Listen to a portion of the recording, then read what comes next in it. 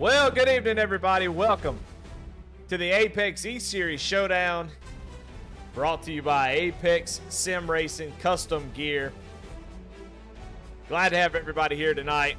I'm Eddie Smith, and in the booth with me, Shane Wyatt, who has got a little home track action here tonight, and North Wilkesboro is the track, and we're going to be tackling here in the trucks right here on V-Speed. Thank y'all so much for joining us. Hope y'all are having a really great night. If you're out there in storms, be careful. It's getting a little windy and wild around here. But we're getting through the season, moved on through it, and tonight going to be a little bit of short track racing. Shane, how you feeling tonight? Feeling good, man. We saw some crazy drama and some crazy late race action going on at Darlington. So I think you come back to a surface like this that is extremely old and it's a real short track. I think we're gonna have even more drama tonight. Yeah, a lot of folks talking about the setup not being too great, a little tight, little issues getting through the middle of the corner. Hey, I think that spells pretty good for us. Let's take a look at the schedule.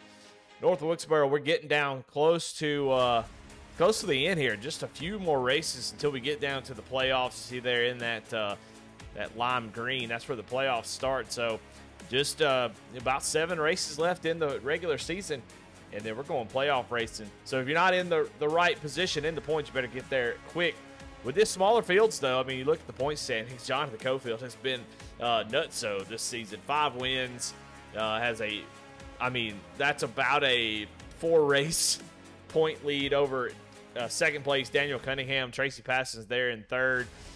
Garrett Kinder with that win. He is in fourth.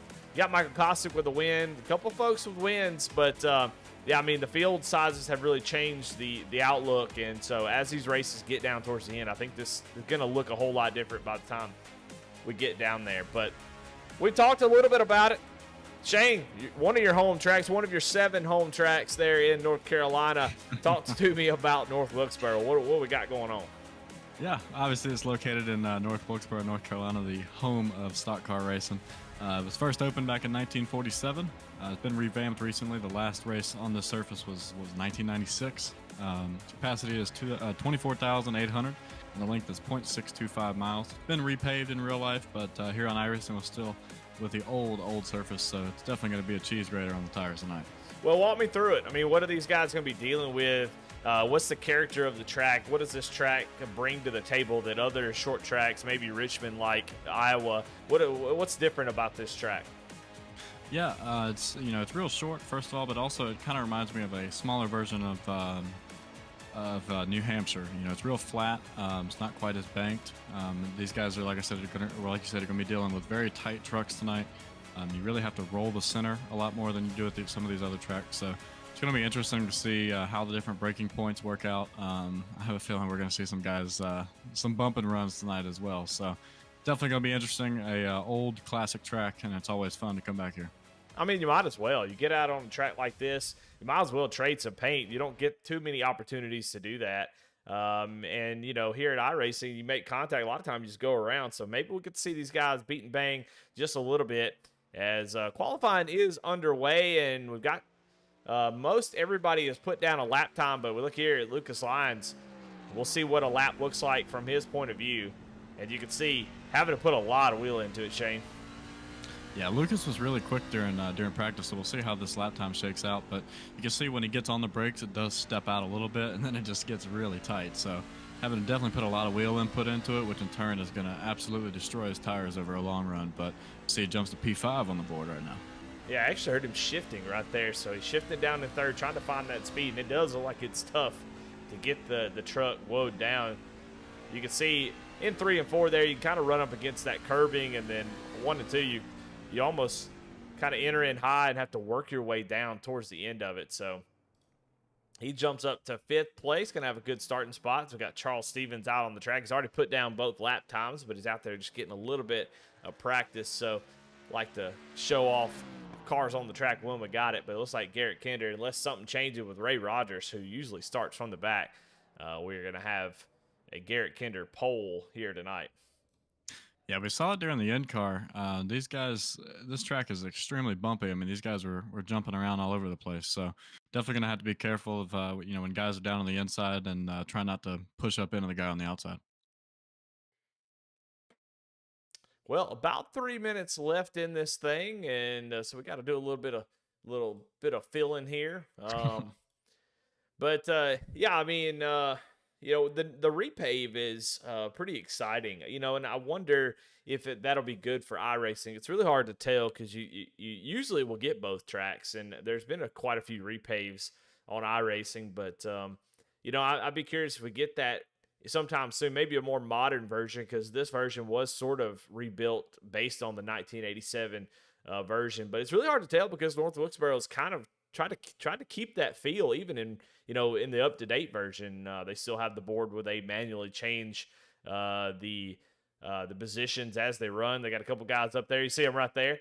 Up there changing the board, which I think is cool, man. I know it's a lot of work and it's probably frustrating to do it, but hey, it's pretty cool. I think that's a neat way of keeping some tradition. We've moved on from so much tradition. It'd be cool to keep some every once in a while. I feel like North Wilkesboro is that small little nugget of old school type of tradition. Yeah, and as you mentioned earlier, this track, when it was scanned, it was still, all tore up and everything like that. So it would be nice once we do get a new scan to see how different it races. As far as I think with the repave on the real life side, you're going to see those guys absolutely flying this weekend. So as long as the rain holds off. But yeah, it's definitely the home of NASCAR going back to the roots. It was super exciting when they made the move. It was really cool that iRacing and iRacers got to experience it first. It's definitely a cool track. Like I said, it reminds me a lot of New Hampshire, but a lot closer. But with these trucks, I think you're going to see a lot of guys that are going to be bumping and running and sideways, and you're going to see their tires get worn out. So if you thought Darlington was fun and you thought they had some drama, well, these guys they've had 2 weeks off to think about Darlington, so they're going to come back ready to win a race.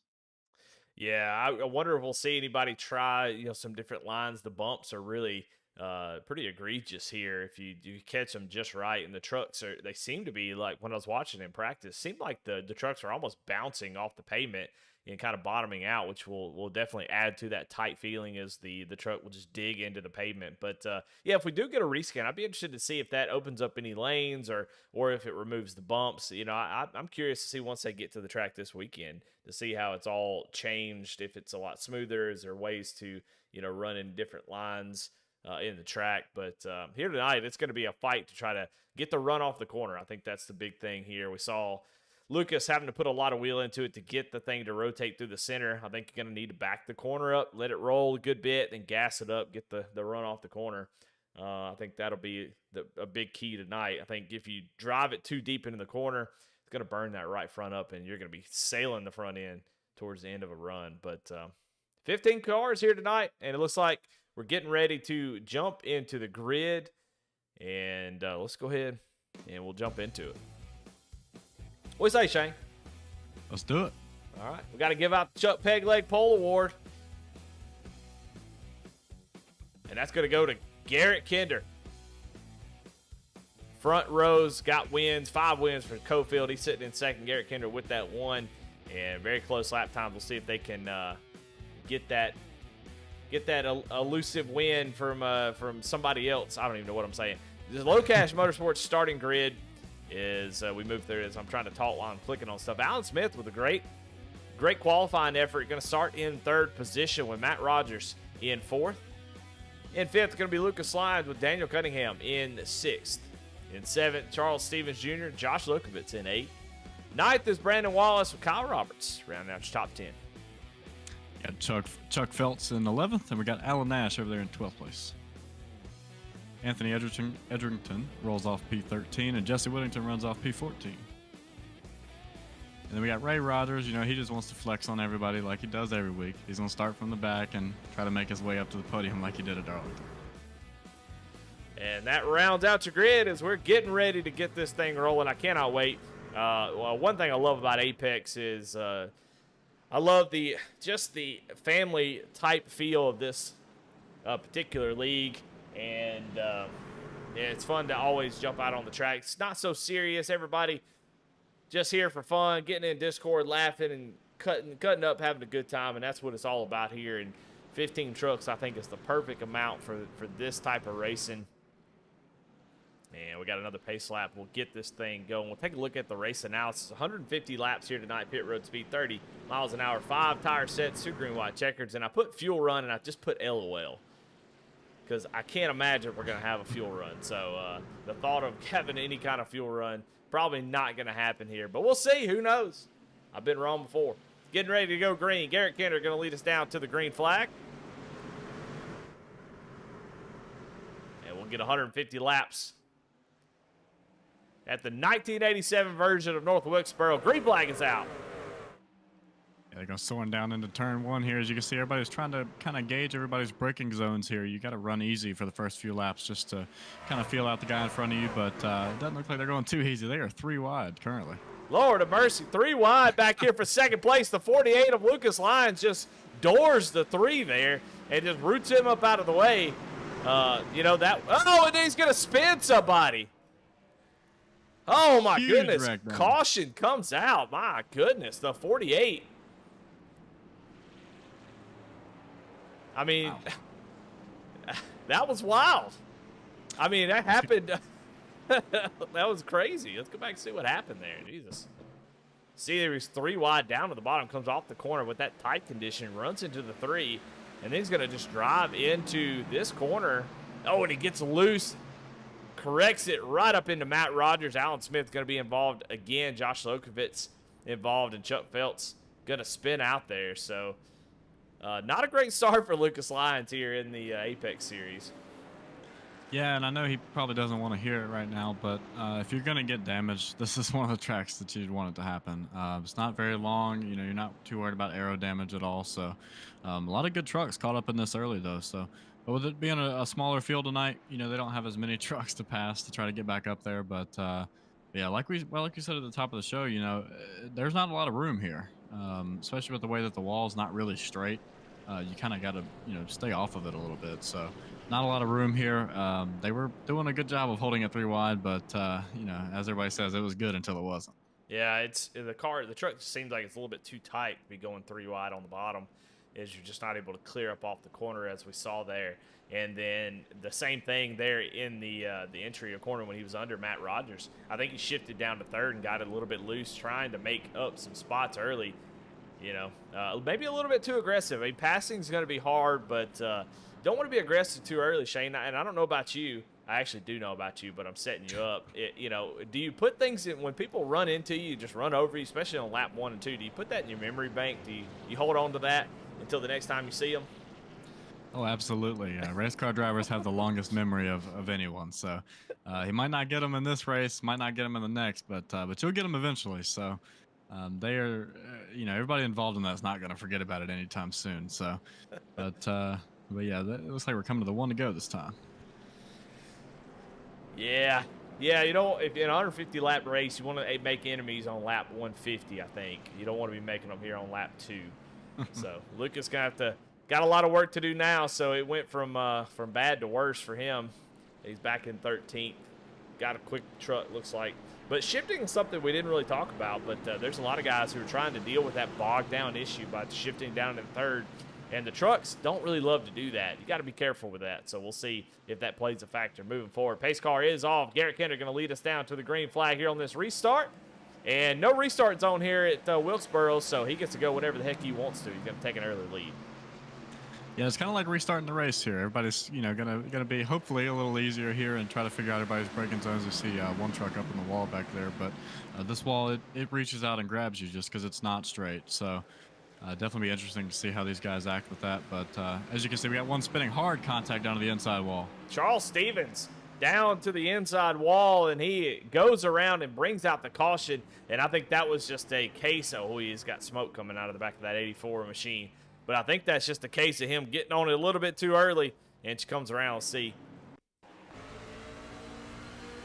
Got Kyle Roberts on the outside on board with Charles Stevens here. We'll watch, see what happened to him, but I think it just gets loose here. And that's exactly what happened.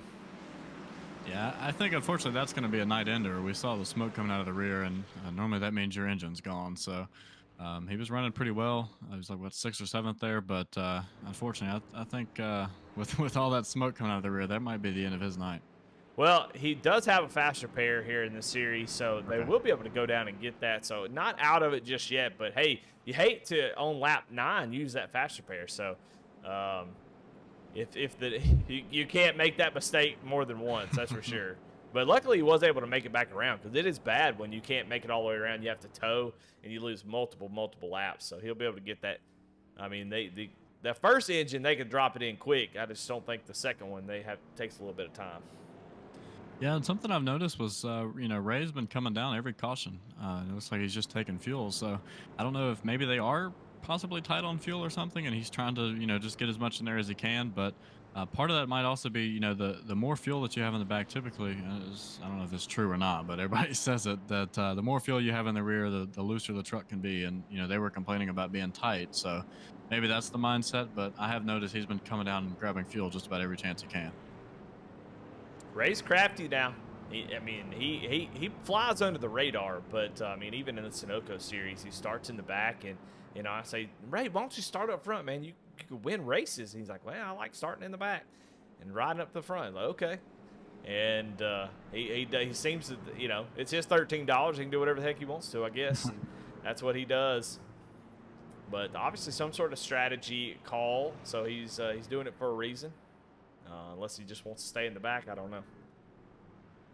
Yeah, I experienced that a lot on Sundays. I kind of forget he's back there, honestly, and then in about 45, 50 laps, I'm like, oh, where did Ray come from? So he's definitely, like you said, very crafty. That's a good word for him. But, I'd say probably give it to about lap 50 or 60, and that's when he's going to really start making his charge here. And it could just be with the early cautions. He's trying to, stay out of the trouble. All right, another restart here. We've got a bad trend going on here. We'll see if we can get some green flag action. I know we'd love to see these guys battle it out. Green flag is out. Garrett Kinder with another good start, although Cofield actually got a pretty good jump there to be on the outside. But here comes Lokovitz down to the inside trying to take over. But you see that inside line when you're side by side is not there at the moment. I don't know if it will kind of show up at some point, but right now it seems like if you are side by side and you get on that bottom side, it is very difficult. Yeah, when you have a truck right above you like that, when you're down on the inside, you really have to drive super shallow and really underdrive the corner. So it's definitely hard to do that. But you can see the 3 there is being very conscious of that outside wall, lifting a lot, on the straightaways. So like I mentioned earlier, this wall likes to grab it, or likes to reach out and just grab you. So speaking on Lokenvitz, it's really impressive that he's still in third. He had some hard contact in that initial caution, so nice to see that it didn't hurt his truck too much, and he's having a good run so far.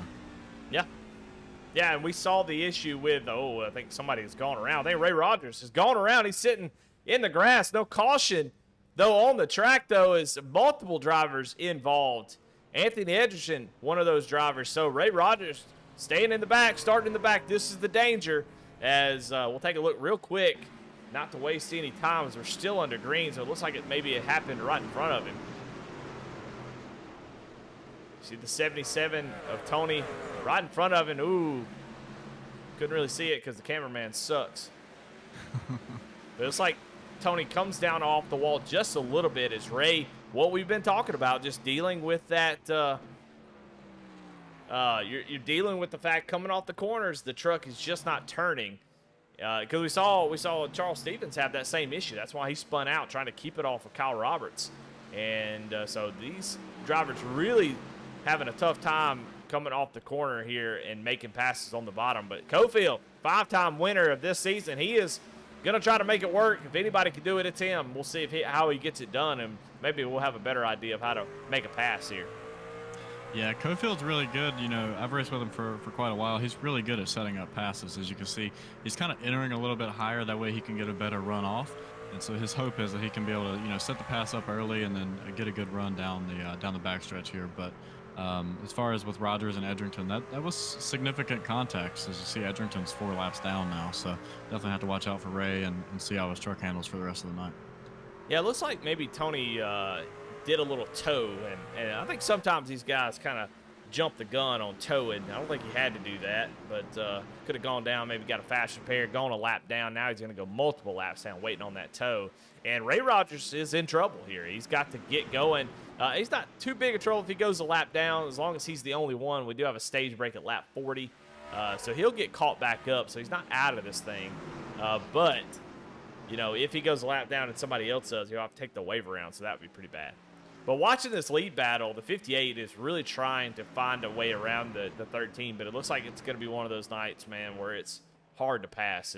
I've seen him try to gas it up a couple times, and the truck just does not want to try to drive under somebody on the exit.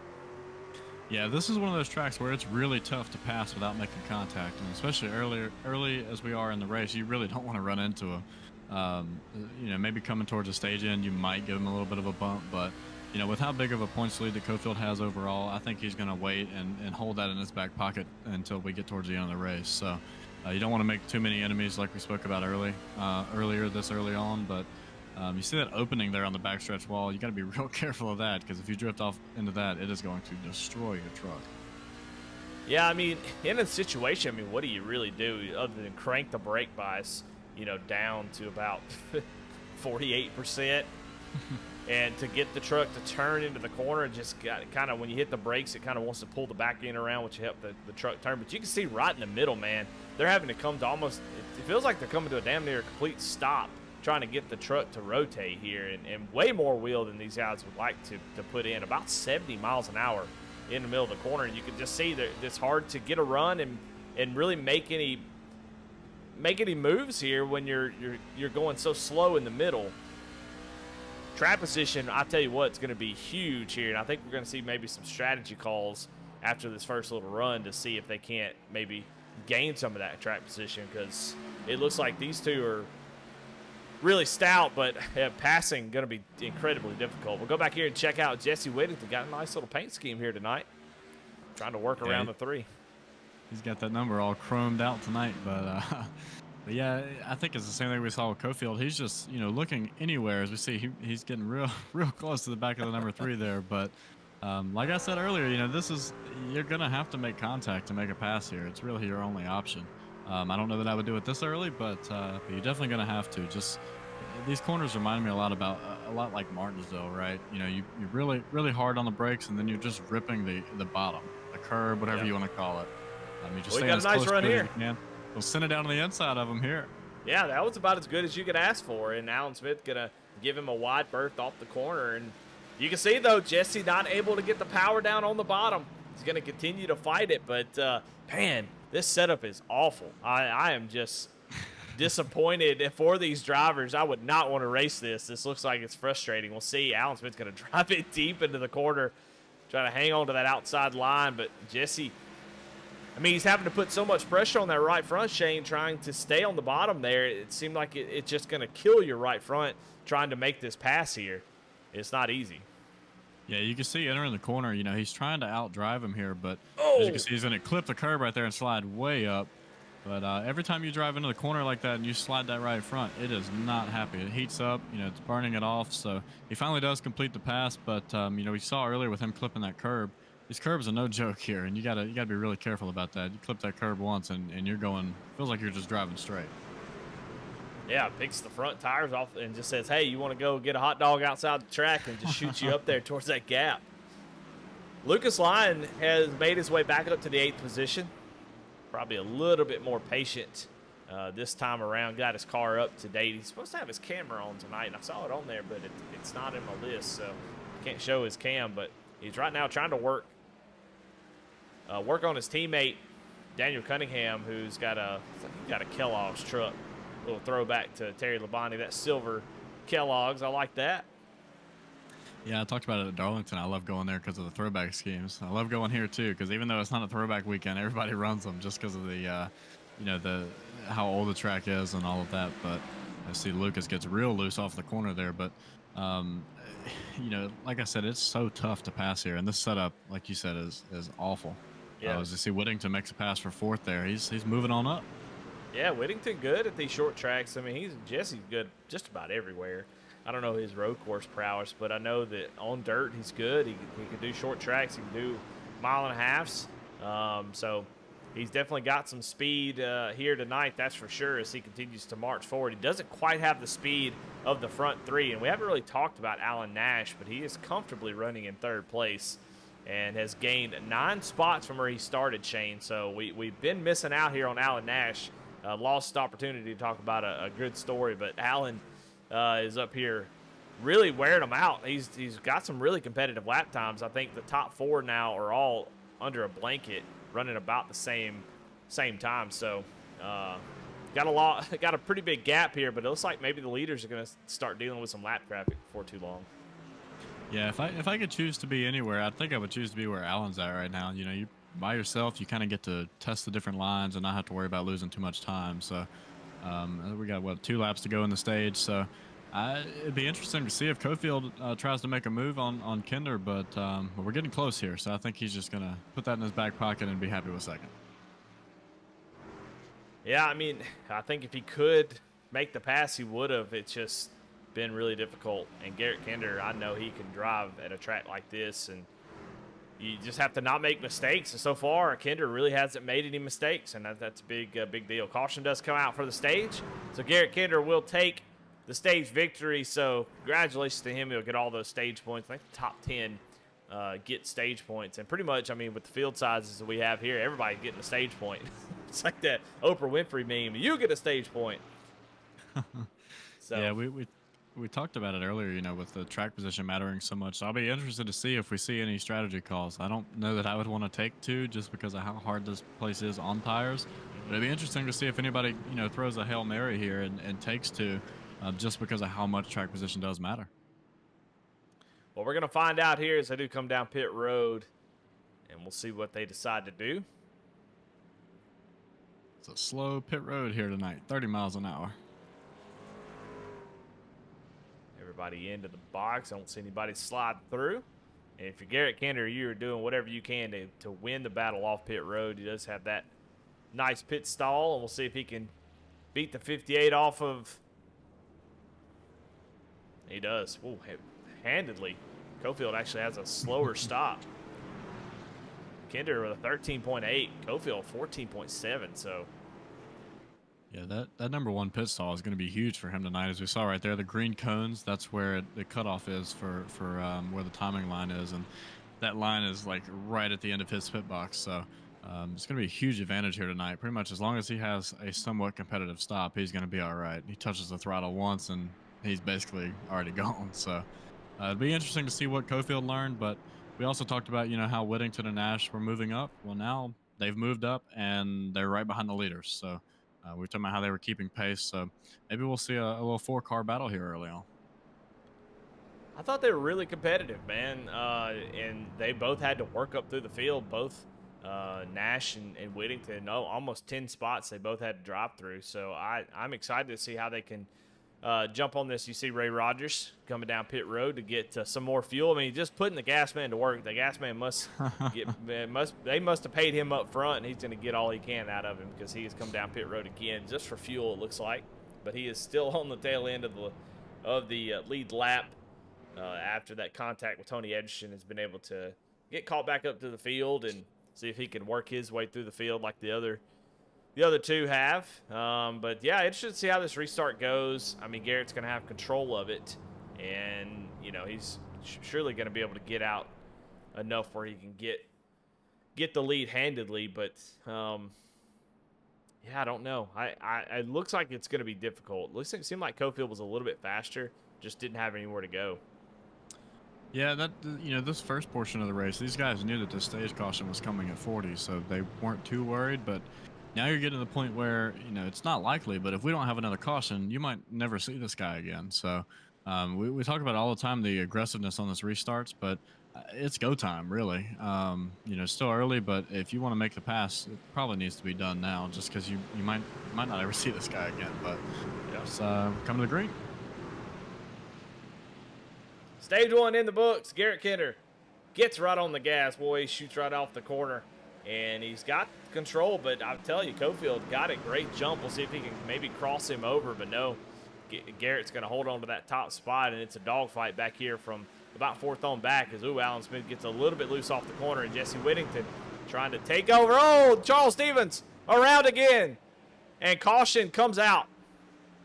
Phil did a great job of avoiding him there. Yeah, nobody hit him. That was crazy. Well, Kinder Farm and Ranch getting a little bit of extra action here so far as cautions breed cautions. And we'll go back and see. Maybe we can find out what happened. See Charles Stevens there on the outside, right in front of that red truck. I don't know if he had some contact or if it just...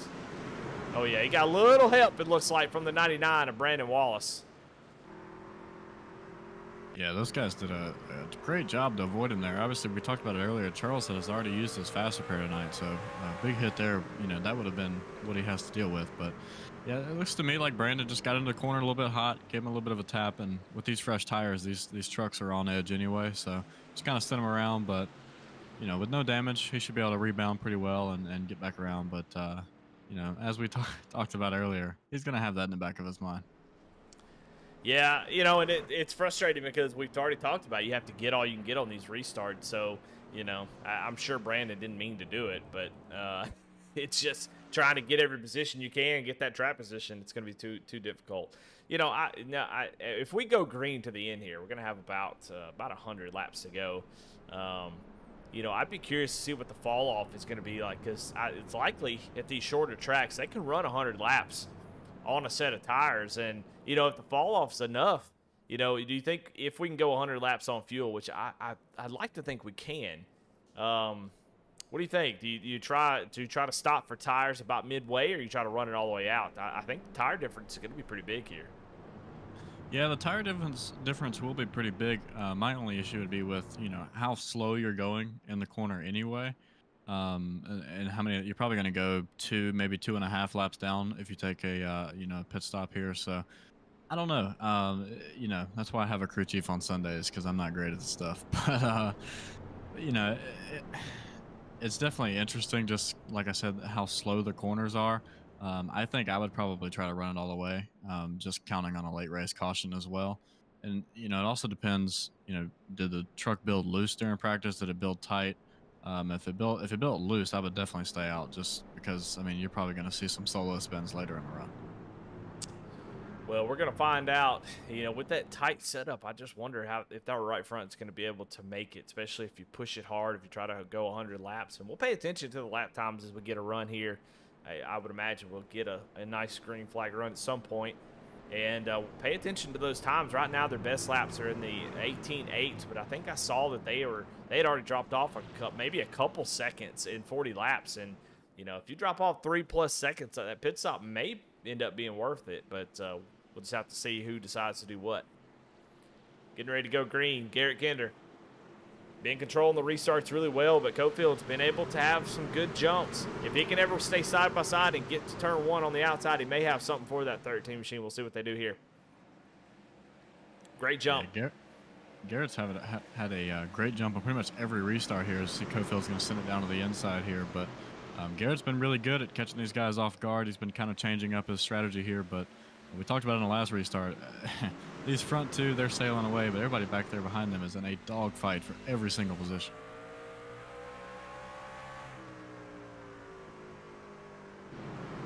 Yeah, they definitely want to quickly get single file, but you see Lucas Lyons, who was up here early in the race, has finally made his way back up into the top 5. So he is scooting right along. He is right on the back bumper of Jesse Whittington now. See, the yellow flag is out. Oh, and Brandon Wallace has gone around. There's a bumper laying on the front stretch. Somebody might want to go pick that up for us. Oh, there it is. That's it's Chuck there's Phelps. the bumper. Yeah, it's Chuck Phelps' bumper. He has lost it, and I can tell you right now, he does not look happy. No, it does not. Does not look happy at all. Let's see if we can go back and find out what happened. He's going to be a little bit less happy when he sees that bumper laying on the front stretch. Oh, Brandon Wallace right in front of him has gone around. We'll see if we can find out what happened to Brandon. Got Kyle Roberts behind him. We saw him get into Charles Stevens. Lokovitz gets loose right in front of Alan Smith. They all check up, and Brandon Wallace not able to avoid it. Brandon looked like he took his hands off the wheel and just let Jesus take it there after the wreck. But, yeah, I mean, right here you'll see it. Loki gets a little bit loose. Everybody kind of checks up. It kind of accordions, and he's sort of the guy in the middle. And oh, by the way, I don't know if you could see who was the guy behind him that didn't give him a break. Yep, that's what we talked about earlier, man. These guys have long memories. They are not worried about that at all. Oh, I will Chuck say, look just at Ray just barely got by. on board with Ray Rogers. We'll watch it from his point of view. Chuck gonna eat it though. Oh, it's so. Oh man, it sucks. You just I actually didn't see it, but yeah, it almost clipped him.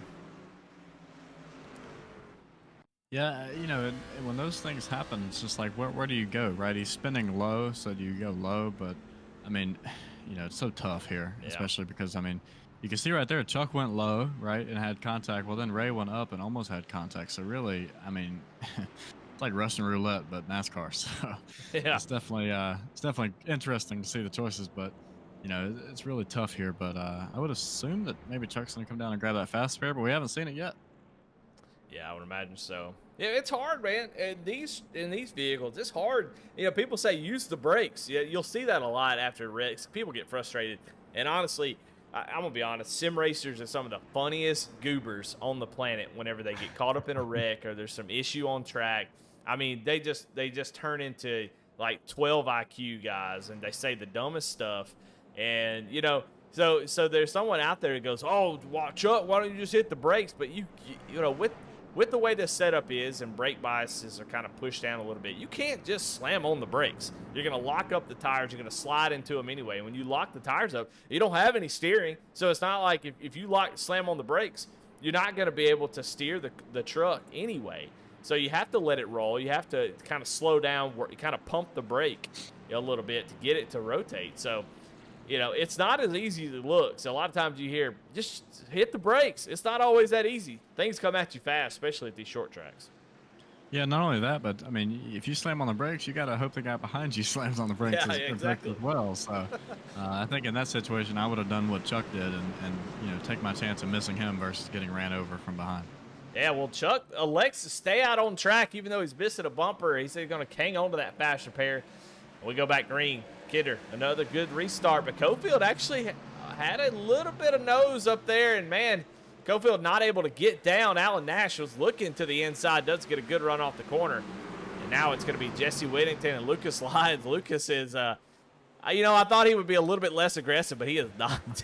he has been wild coming up through the field, and he's got something to say for these guys.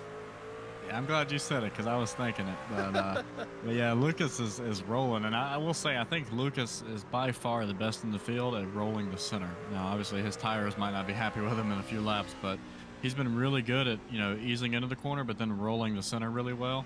And so you see that he gains on these guys insanely during the middle of the corner just because of how well he's rolling it. But, you know, he flew through the back half of the field. Once you get up here, the competition is going to get a little bit stiffer.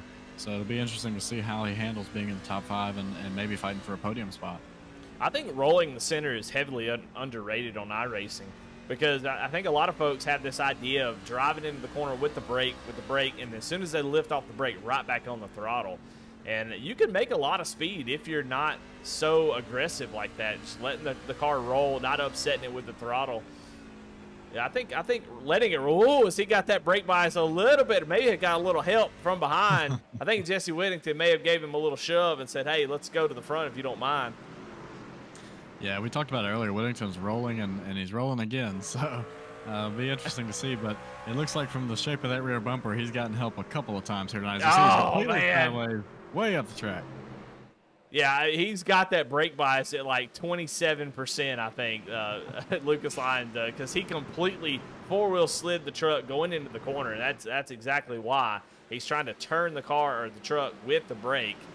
And, man, that was almost disastrous. That's kind of what happened to him when he took out Matt Rogers. He got loose four-wheel sliding and overcorrected back up into him. So Jesse able to avoid that fate.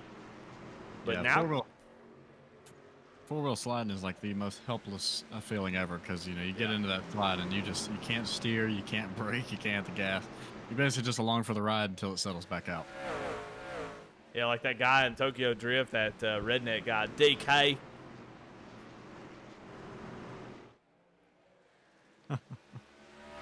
I never understood that movie. It was such a weird movie. They lost all the stars from the first couple, and then they got this real country what's his name? Luke something. Luke something. I've never seen it, so. Oh well, it's funny. All right, let's just say you've seen the first Fast and Furious, correct? Correct. Yeah. Okay. So imagine you take all those guys out, California sounding guys, and you put in a guy like you in there to go race some cars. And this is the way he talks, and he says, "Hey, DK," and all this kind of stuff. Real weird movie. Has anyone asked him if he's from North Carolina? He actually is from North Carolina, I believe. Well, that sounds about right then. I think he does TikToks showing his son how to build motors or something now. I don't know. I saw a TikTok of him. See, Kinder, so far nobody's really had anything for him, but I think part of that is just that track position. He's been, fired out of a cannon on every single one of these restarts. It makes it really tough for Cofield to get to him, but, like we mentioned earlier, as you see, he washes up the corner there, but, you got to be really good at staying down on the curb here. If not, one wash up and the guy's going to be to your inside. So, we talked about it at Darlington. We'll talk about it again here, but, one mistake can lose you the lead, and you might not ever get it back, especially if Cofield gets out front, because, Cofield's one of those guys that runs on confidence. You get him confident, and you are in trouble. Well, it just never goes away because he doesn't make mistakes either, and that's always the big thing about Cofield, especially in these races. And, Kinder does get a little bit loose there, so hopefully not starting to unravel. But Garrett's running a nice defensive line. I mean, you see how wide he's making that 13. He's running right in the middle, so Cofield has, can go way up the track or he can go right down to the bottom where there's no grip off the corner. He's really not leaving Cofield any option to make a pass. He's entering in right here in the second lane, and then he's driving off the exit down on the bottom, trying to get close to the grass as you can, and it's just there's no option for Cofield. I mean, the only option he would have is to run him over, and Kinder is getting into the corner hard enough that it's not even a possibility at the moment. So you just got to be patient if you're Cofield. You feel like you're faster, but just got to wait for that opportunity, like you said.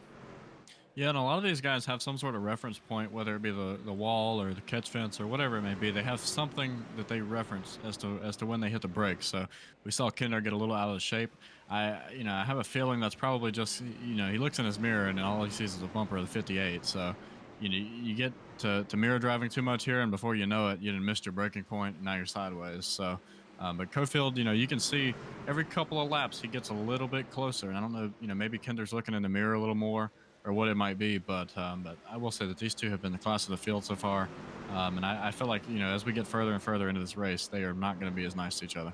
Yeah, you can see right here in 3 and 4. You'll watch as Cofield tries to use the apron on exit to try to help that truck turn a little bit. You see, he gets down here right on the flat, trying to get that momentum, maybe try to find a little inside track, and just not quite able to do it here. It's just so easy to play defense with the way this is handling, and he is just going to have to sit around. But you can see he's trying everything he possibly can and to try to get around that 13, just not able to do it. Talking about Lucas Lyons, we were up there talking about him moving forward. You can see that aggressive driving starting he's starting to pay for it just a little bit. You can see he's way out of shape at the moment, as he's fallen back to 5th and has lost quite a bit of time, about 2 seconds, to the drivers right in front of him. And Jesse Whittington now knocking on the door of 3rd place here. Yeah, Whittington down on the inside here. He's gotten pretty good at this over the race. Feels like every time we go to him, he's battling somebody. But right on the quarter panel of 27 there, he's not giving him any room. But I think he's either gonna clear him or he's gonna get real close. Not quite clear though. And it's hard to see, but the yaw, and he's going to pull a little slider on him right here. No, the 27 tries to get back to him, and they make a little bit of contact. But look at the yaw that the 94 is getting on the entry. He's really putting the pressure on that brake. Let's watch from his point of view as he drives down in these corners. You can see that little right counter steer is going in. And I will say he's got a very shallow entry compared to a lot of the other guys. A lot of them have been arcing out, and he kind of arcs out a little bit more in 3 and 4. But 1 and 2, he's taken a very defensive, shallow entry, and I think that's probably part of the reason why he got to the inside of the 27. Just he has a very aggressive entry into turn 1. Well, he's doing what Lucas Lyon was trying to do, but better. As you watch him go down in the corner, watch that tape. Go over to the right as he enters in the corner. You're like, well, that don't make sense. Why is he turning to the right? Well, it's because that brake bias is turning the truck so much he's having to counter it. And if you don't, you do that four-wheel slide. You can see that little bit of steering to the right, and that's him using that brake bias to help him get into the corner. And he's doing it so well that he is making up time. I mean, he is a little bit about the same speed as Cofield, who is they're all kind of running in the fours. Alan Nash starting to fall off just a little bit, but Jesse is as fast as the leaders. He's going to be 2 seconds back, but he seems to have it pretty figured out here. I think he's if we get a caution, I think Jesse's got a shot at this thing. Yeah, and this is one of those tracks, you know, we talk about the road courses are kind of similar in this fashion, where the smoother you are and the smoother you are for the, you know, the longer amount of time, the better you're going to be. We say that and he slides way up out of the groove, but you know, you got to be real smooth here. It's very repetitive. You got to do the same thing over and over. We saw with Lucas earlier. If you get, you know, too out of shape, it starts to unravel, and before you know it, you done lost, you know, 3 or 4 spots, and you're way back. So, as we see right here, Cofield is still knocking on the back bumper of the 13 of Garrett Kinder there. You just can't quite figure out a way around him. But as these lap times start to tick off, you see the lap cars there in the end of that frame up there. But you know, they're going to catch these lappers before this race is over. You know, and this is going to be a good time for Garrett to, you know, use some of these lappers as a pick to hold Cofield off. Or maybe if Cofield can get to him, he can, you know, hit him with the Uno reverse car. He's got a couple good runs off of 2. He gets a good one right there. And off of 4, he's not doing as good as Garrett is. But off of 2, he's gotten some really solid runs. And I think if we were closer to the end, we'd see a couple dives to the inside of that 13 machine. Watch right here as he does get such a good run. Bobbles a little bit right there, but he's definitely close enough. He could take a left and just drive it in there and hope to make it stick. But you see he's trying all kinds of things, and oh, Garrett gets a little bit loose there. Cofield actually gets a really good run. See if he can make something happen here. Oh, just not able to do it. Yeah, this place is so tough, you know, and they also see these lap trucks up here, and so they're trying to figure this out before they get to them. Especially because the lappers up in front of them are also racing each other. So I mean, you see they're side by side up there in front of them. So, you know, it'll be interesting once they catch these guys, how they navigate around these trucks that are racing each other so closely. Yeah, and if I'm Cofield, that's what I'm thinking about. I'm thinking about, okay, I got to stay right on his bumper, and then I've got to look for my opportunity with these lap trucks. If they don't go the way that Kinder maybe, and he has to change it up, I'm looking for that opportunity, knowing that it's so hard to pass. You've got to find other avenues to make it happen. And if you can somehow pick him, you know, behind a lap truck or just kind of get him out of shape or whatever, be ready to strike. You got to find any kind of avenue to make that happen. But right now, looking at the lap times, they're 50 laps into this stint, and yeah, the fall off's just about a second. So I think if you can go all the way to the end, I don't think a one-stop strategy is going to work here for tires. The fall off's just not that much. Yeah, one thing, you know, when they do catch these lappers, you see one of them, the 35 of Roberts up there is all up in the wall, but you know, Garrett has been running the bottom pretty much the entire race. Cofield has kind of had some experience up top. He's had some experience on the bottom, you know, trying to figure out different lines. So once they get to these lappers, if Garrett has to change his line, it's going to be like night and day for him because he hasn't ran pretty much anywhere else since the drop of the green. So whereas Cofield, you know, he has some actual laps up there in the middle and higher lanes. Yeah, Cofield. Right yeah, he is right over him. You see the 13 actually pull a little defensive line here. Both these drivers right in front of him here in this league. I mean, everybody's pretty friendly, but I know the 13. Oh, he gets loose off the corner. Here's the opportunity. Yeah, he's going to send it down to the inside here. Close, almost contact right there. That's about as close as you can get. He's going to sort right back in behind him, but you know, I think that might just be the repercussions of the excitement, right? You see the door open, and then you get out of the corner, and it doesn't slow down. So definitely tough, but you know, he'll take that and you know, try to build that same opportunity up again. But don't look now, but he's right back on your bumper. Yeah, the 58, you can definitely tell he's faster, and if he gets out front, he's going to just sail away. And I think the 13 knows that. He's just playing really good defense, and teammates in Kyle Roberts and Brandon Wallace, so should be able to talk to him and say, hey guys, I need this line. Try to, you know, you don't want to catch a lapper off of the corners, you know, off of 2, off of 4. Off of 2 would be detrimental. You do not want to catch somebody there. So trying to tell these guys, hey, if you don't mind, if you're going to give it to me, you know, you'll have some lappers say, oh, yeah, go high, and then they'll race you off the corner. You're like, what are you doing? But here we go. The 58 does get a good run through the middle, and he is there. He's going to take a dive. We'll see if the 13 can cover. He does, right down to the bottom. But this is a good racing. I like this. Yeah, this is great.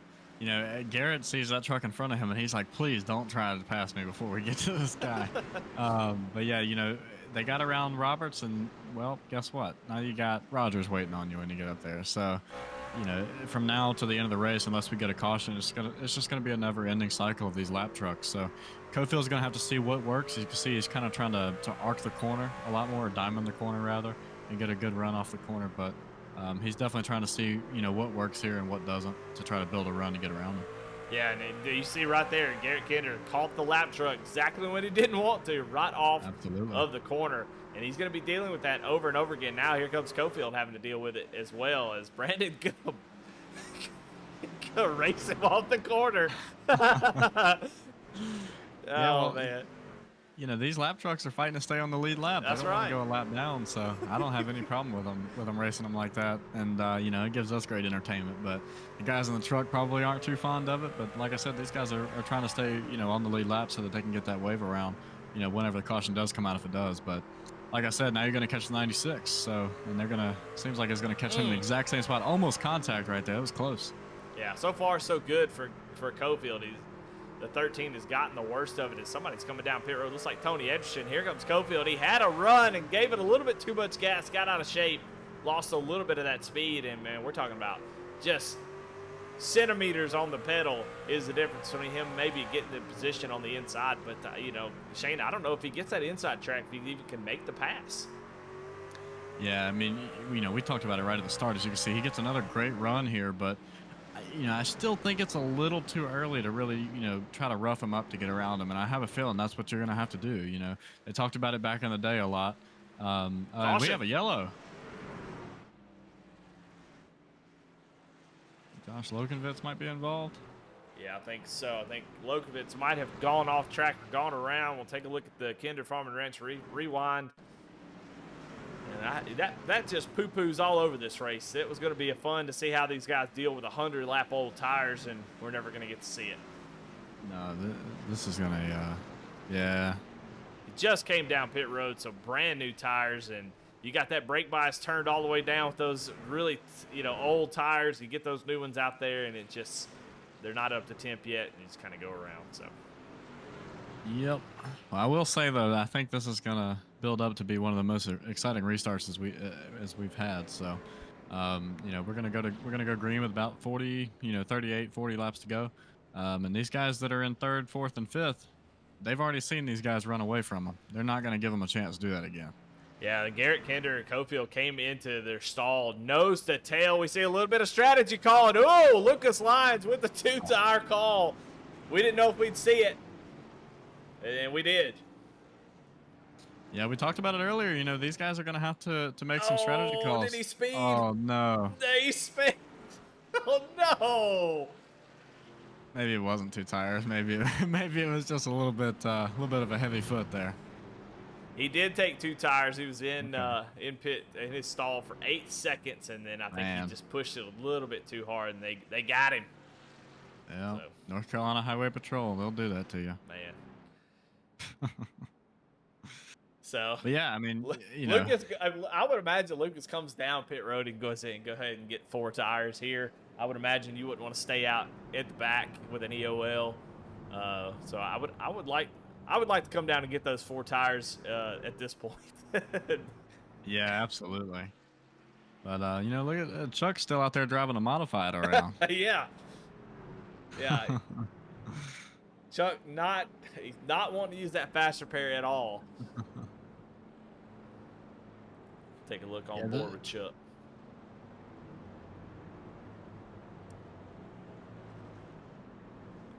He's got his Marines pit crew shirt over there that Daniel Cunningham sent him. There you go.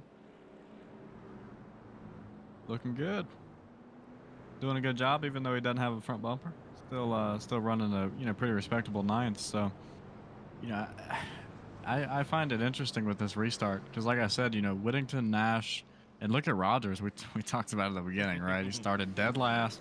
Look where he's at now. So, you know, it's going to be interesting because, like I said, these guys have already seen Cofield and Kender run away 2 or 3 seconds. You know, Whittington and Nash, you know, they were right behind him, saw him drive away. So it'll be interesting to see how they try to counter that with this restart because you'll only have about, you know, 40 laps to go.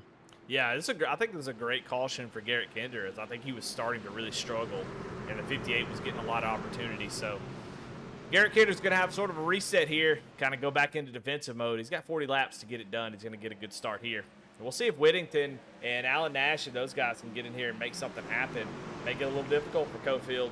That would take the pressure off Kender, that's for sure. Yeah, as we see, Kender has another great jump. He's done that at pretty much every restart here, just mixing it up, and it's making it really tough for Cofield to figure out when he's going to go. But everybody bumper to bumper right here. You can see that, you know, the top 4 has already kind of gotten themselves a little bit of a gap here. So it'll be interesting to see how this shakes out. Whittington was obviously extremely fast last run, so we'll be able to see if he can you know, hold that up and maybe get to the back bumper. We see one around in the back. Seemed like a bunch of folks around back here. It was like Kyle Roberts was the solo spinner as everybody made contact trying to avoid. So caution will come back out. They'll get to think about it again. Let's take a look and see what happened. At the 48 of Lucas Lyon and Kyle Roberts side by side. We'll see what happened here.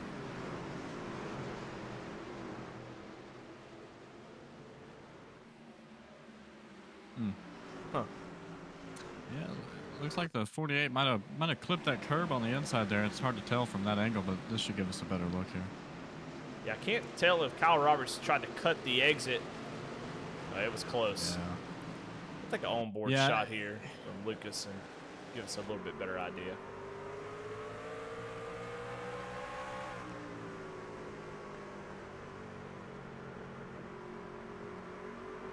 Yeah, 35 just came down. Yeah, Lucas was having a really good corner. I don't know that, you know, maybe Kyle didn't expect him to be there, but yeah, he definitely, you know, tried to cut the exit off there, and, you know, just kind of got clipped. But didn't seem to be too hard of an impact. So maybe come down and get, you know, some fresh tires after that spin, and you know, maybe get himself back on the lead lap. All right, getting down to nitty gritty. Garrett Kender has led every single lap, I believe, and looks to lead that all-important final lap to get this second win of the season, the 58. Didn't know if he's going to make the race here tonight. Trying to go for win number 6. And I just know these guys. Oh, man, sometimes I like doing new leagues because I don't know the drivers very well.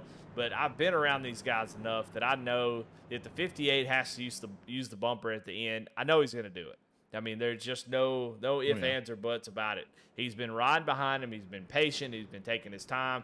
But if it comes down to the final lap, and I think these guys have tangled before, so I don't think it'll be the first time that this has happened. So I think we get down to the end of this thing, a couple laps to go. The 13 still, the 58 still all over his bumper. I would not be surprised to see a little bump and run here. So it can be done too, can't it, Shane? Yeah, you know, back in the day with the older TVs, if you had something on your screen for too long, you would burn it into your screen. I'm pretty sure the 58's monitor has the rear bumper of the 13 burned into the center of his monitor right now. Just big frig. Oh yeah, I think he's getting, you know, pretty sick of looking at that rear bumper. So, you know, it'll be interesting to see how it shakes out here. But, you know, just Garrett has had such a good jump on every restart. You know, it's hard to see when he's going to go when you're on the outside because it's hard to kind of, you know, see down there to the other truck. So it'll be interesting to see how he tries to counter it this time. Maybe he tries to get a rolling start of some sort. We're getting closer to the end of the race, so you definitely got to get more aggressive. And you know, every lap that goes by, they're going to, you know, give him less and less room. So it'll be interesting to see how it shakes out. But, you know, like I said, at the top of the show, we'll definitely have some more drama to talk about tonight. I think if I'm 13, I'm trying to get that 90 forward. Hey, come on, let's work together on these restarts. Get to the inside of that 58. Give me a little break here. Man, Cofield gets a great jump. He's going to be side by side into turn 1. Can he make it happen? Oh, the 13 might be in trouble here. This is the restart that the 58 needed. Yeah, you see the 58 slaps the wall there, and now the 94 is going to be looking to the inside of him. Close right there, but Cofield's still right on him. Yeah, that was, man, what a restart by the 58. And he almost got to the outside yet again. You could feel the pressure the 58 is. He knows it's go time, and he's got some fast trucks behind him. He cannot wait around. He's going to have to make this pass sooner or later, or he's going to be in trouble. And it is now a 3-car battle up here for the lead. Garrett Kinder. Yeah, and the 94 Whittington's back there. He's hoping he does use the bumper because maybe it'll be something he can capitalize on. But, you know, like you said, Cofield had a great start there. Just, you know, didn't really come to fruition. He tapped the wall a little bit on the front stretch, kind of, you know, broke his momentum. So he's going to have to kind of reset here and try to get back to the inside, or maybe try to build up a run on his outside. Well, they're definitely not saving any tires. They all, the whole top 5 ran their fastest laps of the race here on that last time by. So they are all hammered down, getting all they can get. And, you know, when you go hammered down like that, you have opportunity for mistakes. You're going to burn the right front up a little bit more. You're going to slide those rears maybe a little bit more. There's a lot of opportunity for mistakes happen. So, man, Whittington got right to the back bumper of the 58 there, coming off of 2. He is scooting. Oh, yeah. Whittington's had some really good we talked about Lucas doing it earlier. He's been rolling the corner really well. Obviously, Cofield has a little bit more straightaway speed, but Jesse's been doing a great job here in the center of the corner. So, you know, right now he's just hoping that those two, you know, maybe mix it up a little bit and give him something to capitalize on. But, you know, we're going to, you know, get close to about 25 to go here in a couple laps. So it's going to be interesting to see how these guys get more and more aggressive as these laps tick down. Yeah, and, you know, Cofield has had such an easy, you know, riding back behind Garrett Kinder, just trying to wait on an opportunity. But now it's even more frustrating because you've got somebody, you got to be looking in your mirror now. Not only are you looking ahead, you're also watching from behind to make sure nobody makes a last-second dive down to the inside.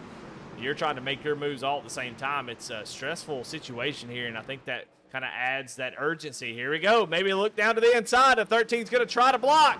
This may be it. The 13. Real close contact. Oh, yeah. Corner there. The 13's going to have to drive it deep into this corner. He does. He's going to overdrive the corner, trying to make that exit off a 2 that it's been strong all night long, and I think he's going to hold him off here, and he does. I love it. Well, you can't say Wilkesboro is not a 2-lane track. I mean, that guy, he was ripping the top there and, you know, held him off. So great drive by Garrett on that one. But, you know, Cofield's he's smelled the blood in the water now. He's like, all right, I can get to him. So now he's going to build it back up and try to get back up there. But, oh, yeah, don't forget, you got the 94 right behind you. Yeah, I don't know where he's going to pass him. I think that was a great opportunity. But you were right. That outside line going into 1 was really strong there for the 13. I mean, he really sent it and got a nice run off the corner. You can see he's actually running that similar line here, just trying to play defense. I don't know where the 58 makes a clean pass, if I'm honest. I think if you're going to pass him, you're going to have to do a little bit of dirty and just try to get him, root him up out of the groove, and got to get him to check up. He's already, you know, he's pushing the limits of that brake bias. If you can give him a little shove in the corner, get him a little bit loose, he's going to 4-wheel slide and maybe give you an opportunity to drive up under him. But Garrett Kinder's not going to just allow that to happen, though. So there's so many things that can go wrong, and it's going to be spicy. 20 laps to go here at North Wilkesboro. This has been fantastic. Yeah, like you said, we got 20 to go here. I still think it might be a little bit early to, you know, do the old bump and run, just because if you bump him, guess what? He's going to be right behind you, and he's going to do the same thing to you. So that's right. You definitely want to do that towards the end of the race when he has less of an opportunity, but you also don't want to let him get away from you. As you see, he's, you know, right back on his rear bumper now. So both Cofield and Whittington have done a really good job of not letting the leader get away from him. And I feel like both of those guys are heavily in the mix. And then, you know, if they get together, you got, you know, the 27 and Nash right on their back bumper.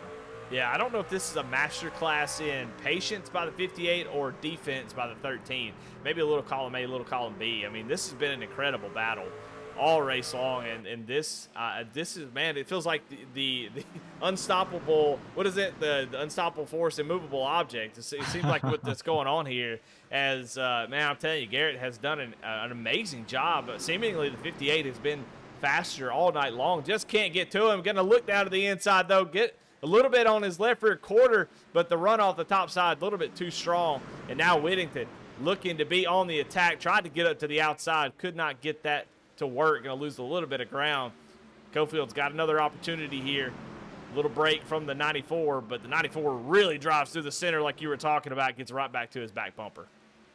Yeah, the 94 is not really giving the 58 of Cofield any choice. He's saying, hey, we're going to the front whether you like it or not.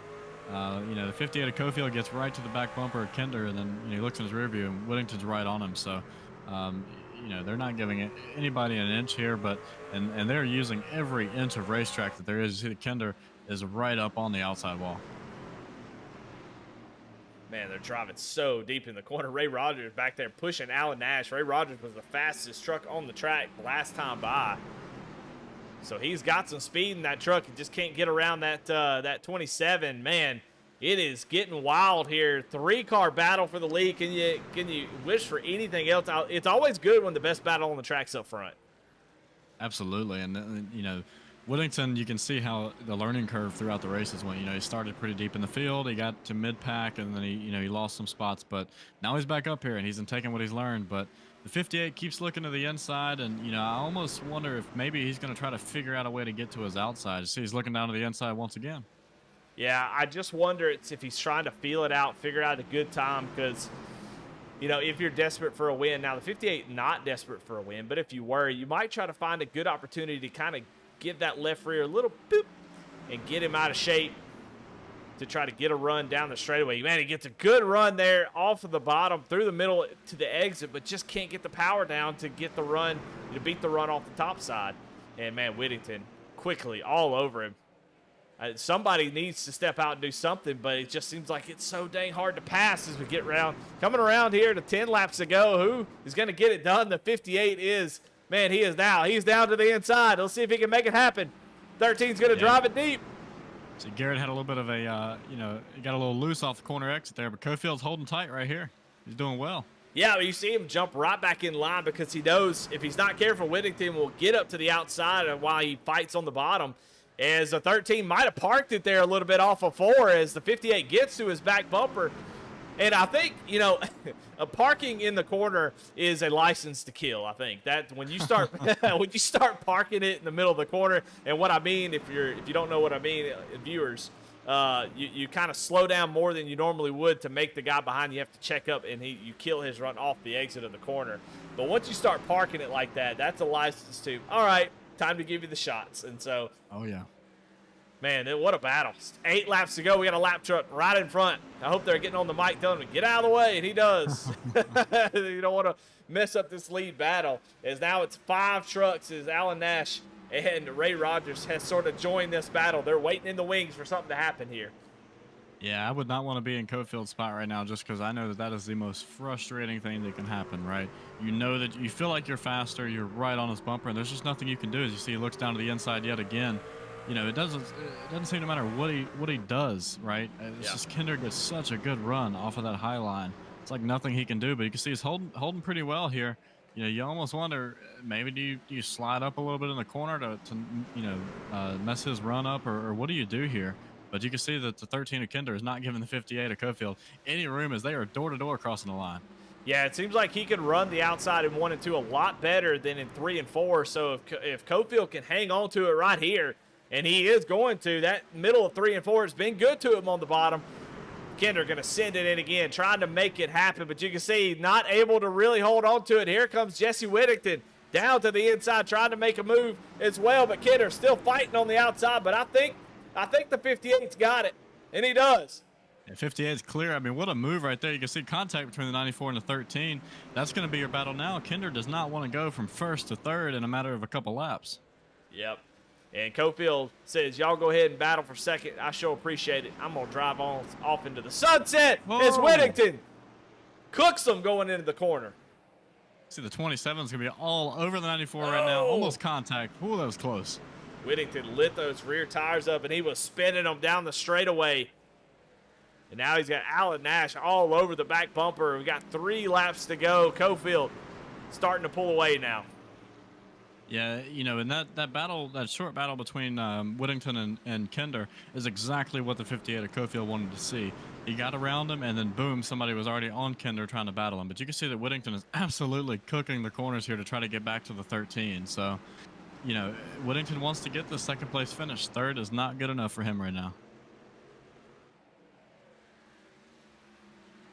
What a battle all race long, and Cofield waited till his opportunity showed itself, and it happened. White flag is out for Jonathan Cofield. He's out to a 2.5 over Garrett Kinder. And win number 6 looks like an inevitability. He'll go through 3 and 4. And Jonathan Cofield, the patience of a saint, going to get the checkered flag here. And we got a battle for second place. Garrett Kinder going to get second. Jesse Whittington barely by 2/100ths of a second over Alan Nash takes third place. And Ray Rogers comes home in 5th. What a great race. Holy cow. Yeah, what a finish. These guys did a great job, even though the setup, wasn't exactly what they were hoping for, but these guys did a fantastic job of, managing the race and all that. And like we said, Cofield, he definitely gets an A+ for patience and execution tonight. Yeah, that was such an impressive drive by him, man. I just can't say enough about both of them, honestly. I mean, great drives by Whittington and Alan Nash and Rogers coming up through the field, but honestly, that just master classes of patience and also defense and how to defend a position. And, something had to give at some point. And I mean, just impressive to see both of them. That's the kind of battling when you talk to like pure race fans, pure racers. Is there somebody on the track? Holy cow! Did you see that man on the track? I did. What the heck is he doing? Guys. Shane, get off the track, man. What the heck?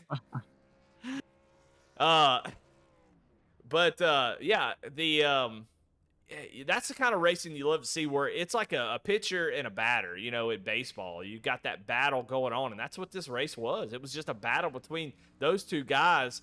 As man, the guy's still out on the track, man. Tell you what, that might have been Mark Cofield. I don't know. It might have been. But yeah, it's so cool to see that type of battling. It doesn't get appreciated. It looks like they were just following each other the whole time. But man, it was a dogfight the whole entire time. So yeah, and I know Cofield's going to be exhausted after this race, just both physically and mentally, just because he's back there wheeling it the entire race and just can't get around him, and then he finally clears him. And then on the other side of that, it's heartbreak for Garrett, right? To go from, he led 144 laps tonight, and to go from that, and then now you're in second place. So what a battle, what a race. This track never disappoints. No, it does not. But let's go ahead and talk to the winner. Let's bring him up into the booth, and let's talk to the winner. Jonathan Cofield takes the victory here tonight. Cofield, you got a copy? Yeah, man, I got you. Well, man, what an exciting race, man. We were talking about it. As pure racers, purists, that's what you want, a mano-a-mano battle between two, I called it the immovable object and the unstoppable force. I mean, it was just unbelievable how you guys battled the whole race. And then there at the end, a little chink in the armor, and you were able to get through on the bottom and take the win. Talk a little bit about that race, man. How awesome was that? Oh man, that was awesome. I told Kinder that's probably the best race I've been involved in a while. Kind of running behind him the whole race. I was having Iowa flashbacks the whole race. I was like, how the hell am I gonna get around him? But yeah, man, it was a fun race. To be a short track, didn't have a lot of cautions. A lot of clean guys out here. But yeah, he bobbled a little bit, burned his tires up. I was trying to keep the pressure on him, but when the tires got old, it was real easy to spin off the corner. So I was just really doing all I can do not to spin it off the corner. I know Garrett lit him up a couple of times, so that might have been the difference. I don't know. Well, you guys were just really, you were being patient. You obviously don't want to use you don't want to use the bumper if you don't have to, and you got 150 laps to find a way around him, and you were patient the majority of the time. But at the end there, Jesse Whittington, Alan Nash, Ray Rogers started to creep up on y'all. Did that kind of add to the urgency to try to get around him? Yeah, I was looking out my mirror about as much as I was looking out the front. I know he'd burn his stuff up. He was just slowing us down a little bit. But it was really hard to get to the outside of him to make a pass. I know you can do that here, but I didn't get to try it much. Some of my teammates were telling me back there you could do it, I got under him one time and accidentally slid up into him a little bit and doored him. And every time I'd get up under him, he'd power back out on the outside. So I just kind of had to sit and wait, and kind of keep Jesse and then behind us, Nash. I know he's good. Jesse's good. So just trying to keep them behind us and look out the front and wait on Garrett to make a mistake. Well, and I don't think the mistake even like showed up. I think you just kind of got a good position, got a run, and finally got down to the inside. It seemed like in 1 and 2, it was really difficult to hold it off two. But in 3 and 4, if you could stay side by side with him, I think that was the ticket. Because once you were able to get next to him on the bottom, down in 3 and 4, it seemed to work a whole lot better than in 1 and 2.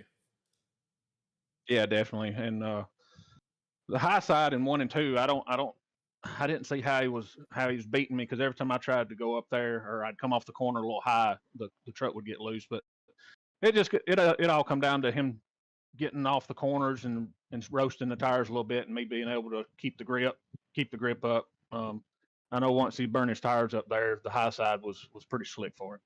Yeah. Well, man, what a great race! Y'all put on a pretty good show. I told Shane it's really good when the best battle on the track is up front, and it was all race long. So, great job by you two. That was a lot of fun. Great job on the win. That's 6 on the season. And as always, man, who you got to thank? Yeah, appreciate you, and like having my teammate Shane in here doing the broadcast. Love going back and listening to y'all do the broadcast. Garrett for racing, clean racing. Like I said, man, that was a blast. All my teammates at Bandits that was in here. SM Racing Products. If you ain't got a shoe button box, go check them out. Use code Bandits1 at checkout to get you $20 off purchase of $150. Cofield Asphalt Finishing, Cofield Supply and Service. Missing Aaron Passions today. I don't know what they got going on, but hope they're doing all right.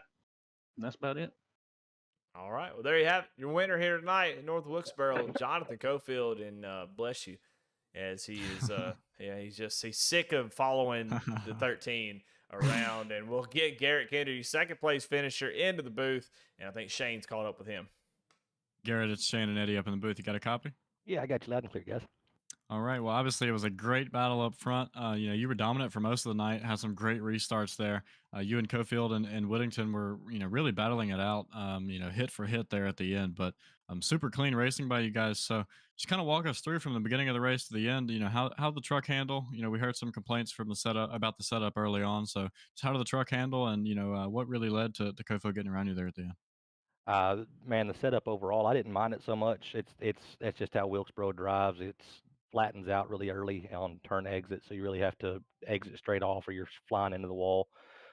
Really got to wait for the truck to rotate, but as soon as it starts to lean over, you can just hammer down. So we were having fun with it. Yeah, me and Cofield up there. I don't know how far behind Whittington was, but all I know is that Cofield was in my mirror the whole race. So that was it was fun. If I lose it that way by getting a clean pass on the last few laps, yeah, sure, why not? I had a good time with it. Yeah, it was great. I think we made contact maybe 2-3 times. Nothing egregious, nothing malicious about it. Just having some good short track and fun. And man, North Wilkesboro, it's a good one. We go back to the middle of the race where we had that 50 lap green flag run. Kind of talk about the fall off. We were talking about it up here in the booth about some guys maybe would split the run there. Just talk about the tire fall off and things of that sort, about how the truck felt after 50, 60 laps green. Yeah, so I was fully planning because I kind of saved at the start of that run. If it went green, I had enough by about 3-4 laps to make it to the end. I wasn't going to pit. I felt like Cofield and I were probably, and I guess Whittington too, we were probably fast enough to probably overcome the tire differential just by staying out because as well as I do, these tires plateau, and once they get the worst they're going to get, they're not going to get any worse. So you just kind of find your bottom time and try and run it repeatedly. And I think we were going to make it just fine. I never planned on pitting if that caution didn't come out. But yeah, it definitely built tighter in center. Of course, that last run, I don't know. I think my crew chief bolted the tires on the wrong side of the truck because I lied. I didn't have turn in that entire run. Turn in, drive off was all kinds of wonky. So it was entertaining.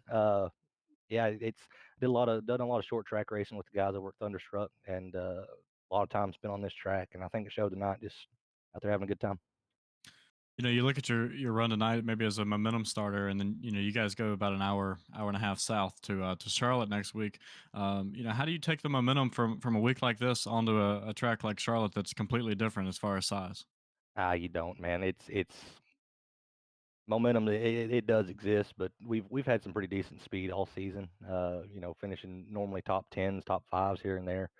Cofield seems to be racking up all the wins. Glad I got mine in at Bristol, or it'd be a little bit scary. But I enjoy the short tracking more than anything. So just getting out there and doing that. Going to the mile and a half at Charlotte, yeah, they're fun. The cookie cutters. Charlotte, Kansas. I don't think we're racing Chicagoland this season, but they're probably the three best ones on the service. But so looking forward to Charlotte. Figure out how these trucks run there again. It's been so long since I've drove anything at Charlotte. It's gonna be a learning curve. We got a great looking truck out there tonight, as always. Who do you have to thank? Yeah, man, I appreciate that little Kevin Harvick throwback for y'all. Of course, got to thank Kinder Farm and Ranch Ratchet Speed Shop. Been with me since day one. Thank my beautiful, wonderful wife for letting me sit here and hang out with all y'all guys for a couple hours every night. Big Frig and Cross 5 cattle coolers. If you want to keep your stuff hot and keep your stuff cold for cheaper and longer than anybody else, make sure you check out Big Frig and Cross 5 cattle coolers at bigfrig.com. Ray Page and Andy over at Wolfpack Racing, the teammate guys, man, Brandon Wallace, I think, is still running the Reaper Racing flag. So big shout out to him. All the guys over at Poleman Motorsports, short tracking guys, Velocity, Aaron for putting this thing together. Just y'all up in the booth, V Speed, y'all do an excellent job. Apex Sim Racing Gear, I can't remember the whole website name, but Apex Sim Racing, keeping the lights on over here. It's a good thing Aaron's got going, and it's a few seasons in, and we're just having a blast with it. All right. Well, you had a great run tonight. It's going to be your second place finisher, Garrett Kinder. Thank you for your time. Thank you. Well, all right. Well, let's bring in our third place finisher, Jesse Whittington. Jesse, this is Eddie. Shane in the booth. You got a copy? Yes, sir. I got you. Well, you had the best show and best view in the house of one of the best battles we've seen. You had to work your guts out to get up there. You started back in 14th and had to work your way up into the top three. Passing looked like it was pretty difficult as the skill level sort of equalized. How were you able to make passes early and get up through the field? I mean, if I'm being real honest, the strategy was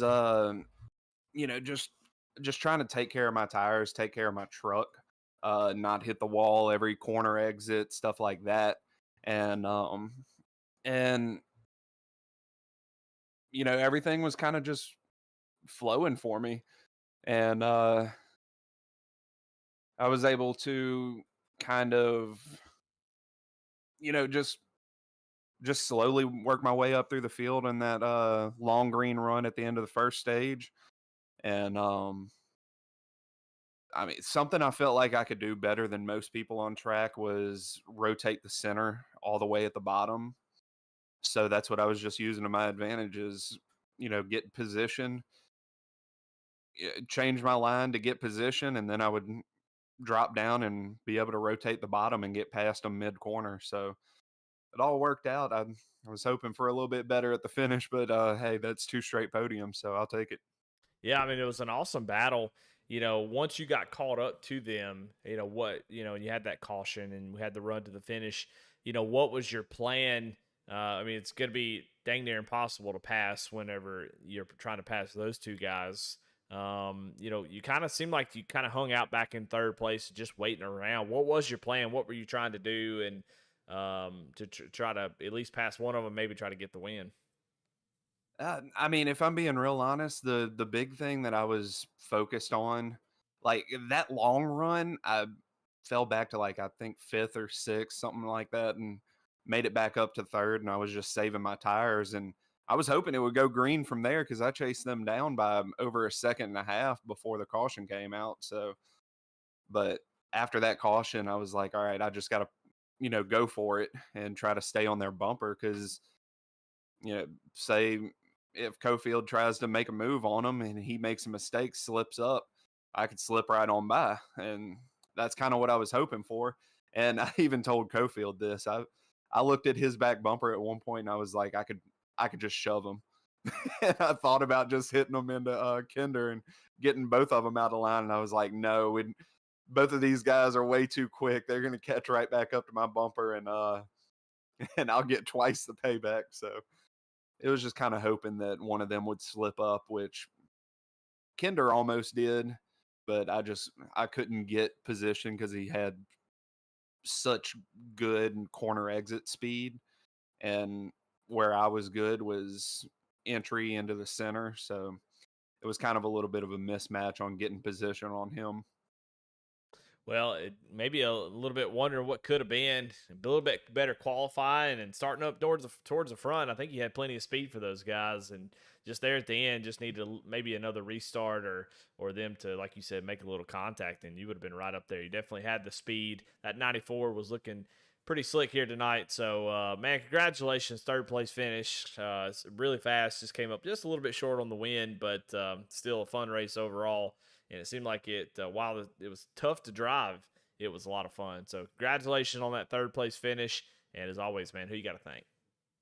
Yeah, man. First of all, I have to thank my wife, my kids, and always supporting me whenever I'm doing this. I got to thank my guy Luke Haley that was on the hood tonight. I enjoy running schemes for him, and enjoy having him in my stream chats and stuff, messing with me, and just a good dude that makes some good music and covers some good songs. We also had, of course, USIC on the quarter panel. We had Le Chin Brewing on the tailgate. Burt's Beat, I had that little person sitting right there in front of the numbers on each side, and Focus Fuel on the truck bed cover. All of them, thanks for their support and giving me this opportunity to come out here and represent them to the best of my ability. And my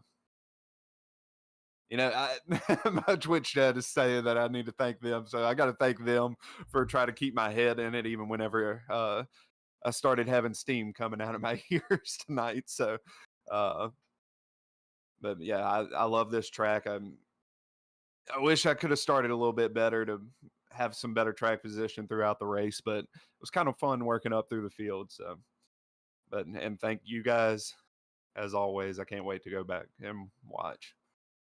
All right, there you have it. Third place finisher, Jesse Whittington. And man, Shane, I don't know what me and you both expected here tonight, but I think that exceeded my expectations. That was a dang fine race. What do you think? Yeah, I mean, they did a great job all night, really, of, battling each other hard, but also remaining pretty clean, Cookville's better than me, because I know towards the end of that race, I would have used the bumper, more than he did. So not much contact towards the end of the race. And like you said earlier, that's the best kind of racing is when you see these guys door to door, they're rubbing fenders, but they're not looking to completely dump each other. So, there's a lot of talent in this field. They show it every week. And it's always a pleasure to be able to commentate. Well, speaking of the talent, let's take a look at your race results here. And thanks to Poman Motorsports for the interviews here. 7 cautions here tonight, one of them being the stage break. But Cofield, Kinder, Whittington, your top 3. Alan Nash up 8 spots from where he started, comes home in 4th. Ray Rogers up 10 from where he started, comes home in the top 5. Daniel Cunningham had a nice run here in 6th. Alan Smith also a really good run with Chuck Phelps. Chuck Phelps never came down and got that bumper put back on. He comes home in 8th place, so great finish for him. Lucas Lyons with those 2 tires comes home in 9th, and Matt Rogers rounds out your top 10.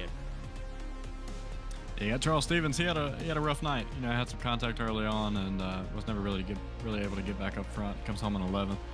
You got Brandon Wallace coming home in 12th. Josh Lokovitz, he kind of got caught in the middle of that pit strategy right around that 50 lap run. So he's going to come home in 13th tonight. Kyle Roberts going to come home 14th. And then obviously Edrington had that hard hit with Ray early on in the race and had a tow. So he's going to come home and be 15 laps down. Definitely not the run that he was looking for tonight. 1 lead change, and it happened with just about 3 laps to go. And Jonathan Cofield gets the win here tonight. All right, well, thank y'all so much for watching. Thanks to Apex Sim Racing Custom Gear, apexsimracing.com. Go check them out if you need anything for your sim rig. They got all kinds of stuff. Quality gear. Jimmy does a great job over there. Definitely go check them out and let them know that you heard about them from the Apex E-Series. Want to thank all those involved. I want to thank Aaron Adcock for putting this series on, all the work that he does, everybody behind the scenes. Want to thank Shane for being here tonight. Definitely add to the broadcast. Definitely appreciate you. Want to thank Bradley, Adam Baker, all over at V-Speed for putting on some great graphics, putting on really awesome shows. And want to thank y'all for watching. Hope y'all enjoy it. We'll see you next time